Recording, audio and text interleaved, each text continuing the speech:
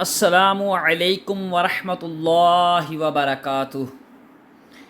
دعا ہے کہ اللہ رب العزت مجھ پر اور آپ سب پر ڈیروں رحمتیں نازل فرمائے اور تمام بیماریوں، پریشانیوں، مصیبتوں سے محفوظ رکھے۔ پچھلے سبق میں الحمدللہ اللہ کے فضل و کرم سے ہم نے غسل کا طریقہ، جن صورتوں میں غسل فرض ہے اور غسل کے ضروری مسائل وغیرہ سیکھے تھے۔ آج کا ہمارا سبق ہے تیمم کا بیان، تیمم کا طریقہ، تیمم کے فرائض، سنتیں اور ضروری مسائل۔ سبق شروع کرنے سے پہلے میرے ساتھ مل کر پڑھ لیجئے: اعوذ باللہ من الشیطان الرجیم، بسم اللہ الرحمن الرحیم۔ تیمم کا بیان۔ تیمم وہ ہے کہ اگر ہمیں وضو کے لیے یا غسل کے لیے پانی نہ ملے تو ہم مٹی یا زمین پر مٹی پر ہاتھ مار کر تیمم کر سکتے ہیں۔ فَلَمْ تَجِدُوا مَاءً فَتَيَمَّمُوا صَعِيدًا طَيِّبًا فَامْسَحُوا بِوُجُوهِكُمْ وَأَيْدِيَكُمْ مِنْهُ۔ ترجمہ: جب تم پانی نہ پاؤ، اگر آپ کو پانی نہ ملے تو پاک مٹی سے تیمم کرو، تو کہیں سے پاک مٹی لے کر اس کے ساتھ تیمم کرو۔ اگر آپ کو غسل کے لیے یا وضو کے لیے پانی نہ ملے تو کہیں سے بھی آپ پاک مٹی لے کر تیمم کرو اور اس مٹی سے اپنے منہوں اور ہاتھوں کا مسح کرو، یعنی کہ اپنے منہ کا اور ہاتھوں کا کوہنیوں تک مسح کرو۔ اگر پانی میسر نہ ہو یا غسل یا وضو کرنے سے بیماری بڑھنے کا صحیح اندیشہ ہو، اگر آپ کے پاس پانی میسر نہ ہو آپ پھر بھی تیمم کریں۔ اگر آپ بیماری کی صورت میں آپ کو وضو کرنے سے یا غسل کرنے سے بیماری بڑھنے کا خدشہ ہے تو پھر بھی آپ تیمم کریں۔ اندیشہ ہو تو بجائے غسل و وضو کے تیمم کا حکم ہے۔ غسل اور وضو دونوں کے لیے تیمم کا طریقہ ایک ہی ہے، صرف نیت میں فرق ہے۔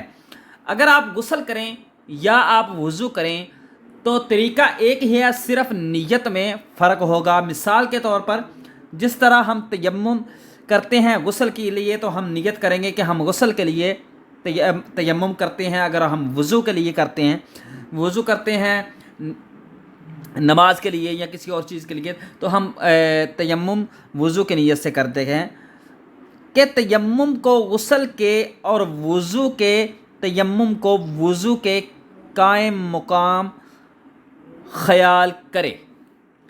تیمم کا طریقہ: پہلے نیت کرے کہ میں ناپاکی دور کرنے اور نماز پڑھنے کے لیے تیمم کرتا ہوں۔ اگر بندہ ناپاک ہے تو وہ نیت کرے کہ میں ناپاکی سے پاکی کے لیے تیمم کی اور نماز پڑھنے کے لیے نیت کرتا ہوں۔ پھر دونوں ہاتھوں کی انگلیوں کو کشادہ کر کے، یعنی کہ دونوں ہاتھوں کی انگلیوں کو کھلا کر کے پاک مٹی یا کسی ایسی چیز جو زمین کی قسم ہو، پاک مٹی یا کوئی بھی ایسی چیز جو زمین کی قسم ہو، ایک بار مار کر سارے منہ کا مسح کریں۔ ایک بار اچھی طرح انگلیوں کو تھوڑا سا کھلا کر کے ہاتھ ماریں زمین پر اور مکمل اپنے چہرے کا، منہ کا مسح کریں۔ کہ کوئی جگہ باقی نہ رہے، یعنی کہ کوئی بھی حصہ آپ کا یعنی کہ ایسا نہ رہے جہاں پہ آپ کا ہاتھ مس نہ کرے مٹی والا۔ پھر اس طرح ہاتھ مار کر دونوں ہاتھوں کا ناخنوں سے لے کر کوہنیوں سمیت مسح کریں کہ کوئی جگہ باقی نہ رہے۔ پھر اسی طرح اپنے دونوں ہاتھوں کے ناخنوں سے لے کر کوہنیوں تک اس طرح مسح کریں کہ کوئی بھی جگہ آپ کی وہ مٹی جو آپ نے ہاتھ پہ لگائی ہے اس سے خالی نہ رہے۔ آگے ہم پڑھتے ہیں تیمم کے 3 فرض ہیں کہ تیمم کے کون سے 3 فرض ہیں۔ پہلا فرض ہے تیمم کا نیت کرنا، کہ میں تیمم کی نیت کرتا ہوں نماز کے لیے، میں تیمم کی نیت کرتا ہوں غسل کے لیے۔ دونوں ہاتھ مٹی پر مار کر سارے منہ پر پھیرنا، یہ دوسرا فرض ہے کہ دونوں ہاتھ کھلے، انگلیوں کو کھلا چھوڑ کر اس طرح انگلیوں کو اس طرح کھلا چھوڑیں، پھر ہاتھ جو ہے وہ زمین پر مارے، اس طرح پر پھیرنا، منہ پر پھیرنا۔ پھر نمبر 3، دونوں ہاتھ مٹی پر مار کر دونوں ہاتھوں پر کوہنیوں سمیت ہاتھ پھیرنا، دونوں ہاتھوں کو مٹی پر مار کے پھر دونوں ہاتھوں کو ناخنوں سے لے کر کوہنیوں تک پھیرنا، یہ تیسرا فرض ہے۔ آگے ہیں تیمم کی سنتیں۔ تیمم کی سنتیں یہ ہیں کہ بسم اللہ کہنا، یہ تیمم کی پہلی سنت ہے۔ پھر دوسری، ہاتھوں کو زمین پر مارنا۔ پھر تیسری، انگلیاں کھلی ہوئی رکھنا۔ پھر چوتھی، زیادہ مٹی لگ جانے پر ہاتھوں کو جھاڑنا اس طرح کہ ایک ہاتھ کے انگوٹھے کی جڑ کو دوسرے ہاتھ کے انگوٹھے کی جڑ پر مارنا۔ آگے داڑھی اور انگلیوں کا حلال کرنا۔ آگے ہم تیمم کے بارے میں کچھ ضروری مسائل ہیں وہ بھی ہم انشاءاللہ جان لیں کہ ضروری مسائل یہ ہیں کہ انگوٹھی، آپ کی انگلیوں میں انگوٹھی ہو، چھلا وغیرہ ہو، چوڑیاں ہوں تو ان کو اتار کر یا ہٹا کر ان کے نیچے ہاتھ پھیرنا فرض ہے۔